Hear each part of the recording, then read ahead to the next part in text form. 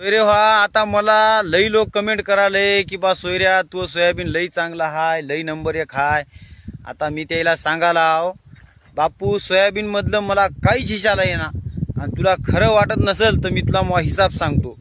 1 एकराचा 1 एकराला सोयाबीनची बॅग लागते त्या बॅगचा भाव आहे 3,500 आणि DAPचं एक पोत त्या पोत्याचा आहे 2,000 5,500 आणि नंतर सोयाबीन ऐवजीची फवारणी करावं लागते टोटल 5,000ची. ते झाले 5 टोटल झाले 10,000. 10,000 मध्ये सोयाबीन कापणाऱ्याचे लोक एक बॅगला घेतात 5,000. ते झाले 15,000. 15,000 झाल्याच्या नंतर आपला जो खर्च आहे याना जाना निंदन खुरपण त्याला लागतात 5,000. टोटल झाले 20,000. आणि हल्लरवालं जर हल्लर करायला आलं 250 रुपयाप्रमाणे तर हल्लरवाल्याचे होतात 2,500. सोयाबीनचं खळ केल्याच्या नंतर बीटला न्यायची जर येळ आली तर ते वाहनवालं घेते 2,500.